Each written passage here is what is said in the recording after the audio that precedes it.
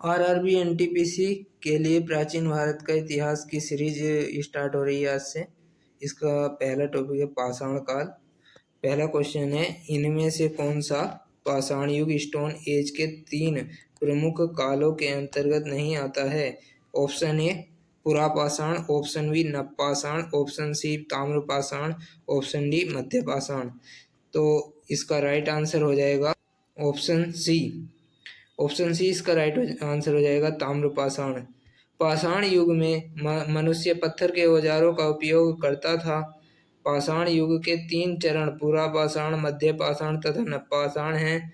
ताम्रपाषाण युग नवपाषाण युग के बाद आरंभ हुआ, जिसमें मनुष्य तांबे के औजारों का उपयोग करने लगा। लगभग 5000 ईसा पूर्व में मनुष्य ने सर्वप्रथम तांबा धातु का प्रयोग किया था।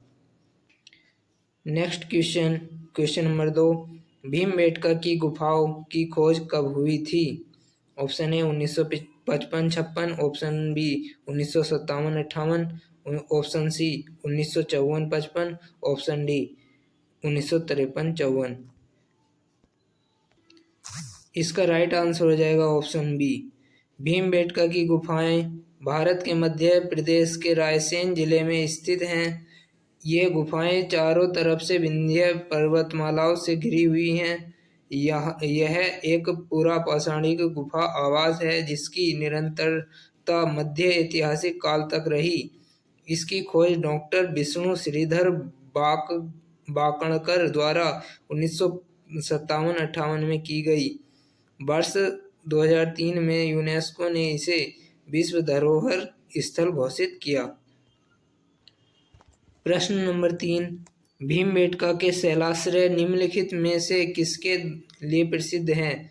ऑप्शन ए मौर्य वंश के दौरान की गई चित्रकारी के चिन्हों की वजह से, ऑप्शन बी मुगलों की मूर्तिकला के चिन्हों की वजह से, ऑप्शन सी प्रारंभिक द्रविड़ काल के चिन्हों की वजह से, ऑप्शन डी भारतीय उपमहाद्वीप पर मानव जीवन के प्राचीनतम चिन्हों की वजह से।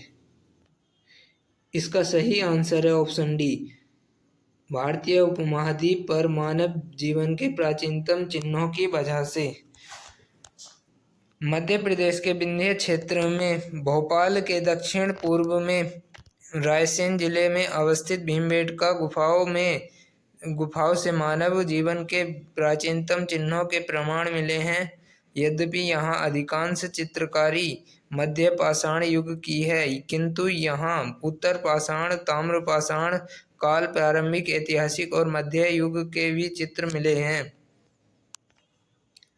प्रश्न संख्या 4, भारत में पाषाण कालीन शिला चित्रकारी कहाँ पाई जाती है? Option A Nalanda, option B Bhimbetka, option C Elephanta, option D Bagh गुफाएं। इसका सही उत्तर है ऑप्शन बी भीमबेटका। भीमबेटका भारत के मध्य प्रदेश प्रांत के रायसेन जिले में स्थित एक पुरापाषाणिक आवासीय पुरास्थल है, जहां पर पाषाण कालीन शिला चित्रकारी पाई जाती है। प्रश्न संख्या 5, निम्नलिखित में से कौन सा मानव गतिविधियों एवं सभ्यता के प्राक ऐतिहासिक काल का सही कालानुक्रम है? ऑप्शन ए पुरापाषाण काल, मध्यपाषाण काल, नवपाषाण काल, ऑप्शन बी धातु युग काल, मध्यपाषाण काल, पुरापाषाण काल, ऑप्शन सी नवपाषाण काल, मध्यपाषाण काल, पुरापाषाण काल, ऑप्शन डी मध्यपाषाण काल, नवपाषाण काल, पुरापाषाण काल। इसका सही उत्तर हो जाएगा ऑप्शन ए पुरापाषाण काल, मध्यपाषाण काल, नवपाषाण काल। प्रागैतिहासिक काल से तात्पर्य इतिहास के उस युग से है जब मानव ने लिपि अथवा लेखन का विकास नहीं किया था और उसका जीवन पत्थरों के इर्द गिर्द सीमित था, इसलिए इसे पाषाण काल भी कहते हैं। इस पाषाण काल अथवा प्रागैतिहासिक काल को 3 भागों में बांटकर देखा जा सकता है: पुरापाषाण काल, मध्यपाषाण काल तथा नवपाषाण काल। यहाँ पर एक चित्र दिखाया गया है प्राचीन भारत का इतिहास। इसको 3 भागों में विभाजित किया गया है: प्रागैतिहासिक काल, आद्य ऐतिहासिक काल और ऐतिहासिक काल। इनके कुछ डिफरेंसेस इसमें दिए गए हैं, वो आप पढ़ सकते हैं। अब चलते हैं अगले टॉपिक पे। टॉपिक नंबर 2 है सिंधु सभ्यता, Indus civilisation. Question number 6, Sindhu सभ्यता के समय में शिल्प निर्माण के लिए सीप कहाँ से प्राप्त किए जाते थे? ए जयपुर, बी सुरतगोई, सी नागेश्वर, डी रोपड़। इसका सही उत्तर है ऑप्शन सी, नागेश्वर। सिंधु घाटी सभ्यता के समय में शिल्प निर्माण के लिए सीप नागेश्वर गुजरात से प्राप्त किए जाते थे। इस सभ्यता के विभिन्न स्थलों से कला के जो रूप प्राप्त हुए हैं उनमें मोहरे, मिट्टी के बर्तन, आभूषण, पकी हुई मिट्टी की मूर्तियां आदि शामिल हैं।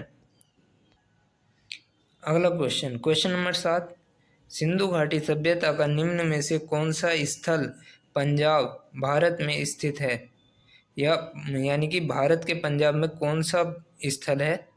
Option A Kot Diji, option B Banawali, option C Balu, option D रोपड़। इस प्रश्न के लिए सही उत्तर हो जाएगा ऑप्शन डी रोपड़। सिंधु घाटी सभ्यता स्थल रोपड़ की खोज 1950 में बीवी लाल के द्वारा की गई। यह स्थल पंजाब के रोपड़ जिले में सतलज नदी के तट पर स्थित है। यहाँ से मनुष्य के साथ पालतू कुत्ते दफनाए जाने का साक्ष्य मिला है। ये ध्यान रखेंगे, यहाँ से कुत्ते के दफनाए जाने का साक्ष्य मिला है मनुष्य के साथ। फ्रेंड्स, अगला क्वेश्चन है, हड़प्पा की अधिकांश मानक मोहरें डैश नामक एक प्रकार के मुलायम पत्थर से बनी होती थीं जो 2x2 बीमा के साथ वर्गाकार आकृति का होता था तथा जिसका उपयोग व्यावसायिक उद्देश्यों के लिए किया जाता था। Option A rhodonite, option B golden rutile, option C steatite, option D selenite. तो इसका आंसर राइट आंसर हो जाएगा ऑप्शन सी सिस्टेटाइट। हड़प्पा की अधिकांश मोहरों को सेल खड़ी सिस्टेटाइट से बनाया जाता था जो एक प्रकार का नरम पत्थर है। इसके अतिरिक्त कांचली मिट्टी, चर्ट, गोमेट मिट्टी आदि की बनी मोहरें भी हैं। मानक मोहर 2x2 आयाम को साथ चौकोर होती थी। आयाम के साथ चौकोर होती थी। इन मोहरों पर गणितीय चित्र होते थे जिनका उपयोग शैक्षिक उद्देश्यों के लिए किया जाता था। सभी मोहरों में जानवरों की तस्वीरें एवं एक चित्र में लिपि में लिखी गई हैं जो कि अभी तक स्पष्ट नहीं है, जिन पर मुख्यतः दर्शाए गए जानवर बाघ, हाथी, वृषभ, गैंडा, भैंसा, हिरण, खरगोश और बकरा थे। ये ध्यान रखेंगे फ्रेंड्स।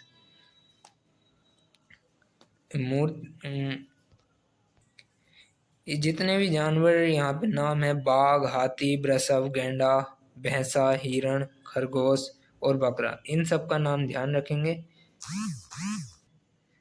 अगले प्रश्न पे चलते हैं। प्रश्न नंबर 9, धौलावीरा डैश राज्य में स्थित है? धौलावीरा किस राज्य में स्थित है? Option A Gujarat, option B Jharkhand, option C Rajasthan, option D Chhattisgarh.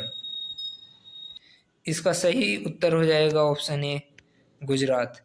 Dholavira Gujarat के कच्छ जिले के भचाऊ तालुका में स्थित पुरातात्विक स्थल है। इस स्थल की खोज 1968 में जगपति जोशी द्वारा की गई थी। यहाँ पाए गए कलाकृतियों में टेराकोटा, मिट्टी के बर्तन, मोती, सोने एवं तांबे के गहने, जानवरों की मूर्तियाँ, उपकरण, कलश इत्यादि।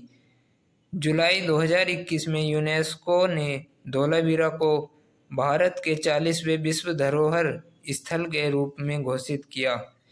इस प्रतिष्ठा सूची में शामिल होने वाला सिंधु सभ्यता का भारत का यह पहला स्थल है।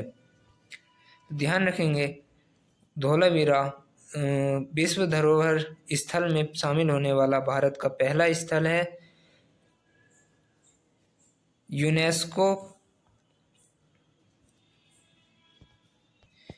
यूनेस्को ने धोलावीरा को भारत के 40वें विश्व धरोहर स्थल के रूप में घोषित किया। इसको ध्यान रखेंगे फ्रेंड्स। अगला प्रश्न नंबर 10, धोलावीरा एक पुरातात्विक स्थान किस समय अवधि से जुड़ी हुई है? ऑप्शन ए गुप्त अवधि, ऑप्शन बी मगध अवधि, ऑप्शन सी सिंधु घाटी सभ्यता, ऑप्शन डी चालुक्य अवधि। अभी हम इससे पहले प्रश्न में देख करके आ रहे हैं, धोलावीरा कहाँ पर स्थित है? धोलावीरा गुजरात में स्थित है और ये सिंधु घाटी सभ्यता से संबंधित है। अगला प्रश्न नंबर 11, मोहनजोदड़ो में पाया गया विशाल स्नानागार द ग्रेट बाथ एक विशाल डैश था। इसका आकार पूछा गया है, वृत्ताकार टैंक था, बेलनाकार टैंक था, त्रिभुजाकार था या आयताकार? फ्रेंड्स, इसका राइट आंसर हो जाएगा ऑप्शन डी, आयताकार टैंक। मोहनजोदड़ो में पाया गया विशाल स्नानागार एक विशाल आयताकार टैंक था। मोहनजोदड़ो सिंधु घाटी सभ्यता का सबसे बड़ा स्थल था। इसकी खोज राखलदास बनर्जी ने 1922 में की थी। यहाँ से एक सील में 3 मुख वाले देवता पशुपतिनाथ की मूर्ति मिली है। ध्यान रखेंगे दोस्तों, ये काफ़ी बार पूछा गया है, मोहनजोदड़ो की खोज किसने की थी? तो इसकी खोज राखलदास बनर्जी ने 1922 में की थी और इसका आकार आयताकार था। प्रश्न नंबर 12, वर्ष 1920-21 के आसपास किस नदी के किनारे खुदाई के दौरान हड़प्पा शहर मिला? Option A Jhelum, option B Beas, option C Chenab, option D Ravi. तो हड़प्पा जो मिला है वो रावी नदी के तट पर मिला है। इसका राइट आंसर हो जाएगा ऑप्शन डी, रावी नदी। हड़प्पा शहर सिंधु सभ्यता का एक शहर है जो पाकिस्तान के मोंटगोमरी जिले में रावी नदी के तट पर वर्ष 1920-21 में खुदाई के दौरान मिला था। इसके उत्खननकर्ता दयाराम साहनी एवं मधो स्वरूप वत्स थे। ये काफ़ी बार पूछा गया है, इसके उत्खननकर्ता दयाराम साहनी का नाम ज़्यादा आता है, इसको ध्यान रखेंगे। और ये हड़प्पा जो है वो सिंधु नदी के तट पर नहीं बल्कि रावी नदी के तट पर स्थित है। प्रश्न नंबर 13, सिंधु घाटी सभ्यता के किस शहर का शाब्दिक अर्थ मृतकों का टीला है? Option A Mesopotamia, option B Mohenjodaro, option C Balakot, option D Harappa. तो मृतकों का टीला जो बोला जाता है वो मोहनजोदड़ो को बोला जाता है। इसका right answer option B. Mohenjodaro का सिंधी भाषा में अर्थ है मृतकों का टीला। यह दुनिया का सबसे पुराना नियोजित और उत्कृष्ट शहर माना जाता है।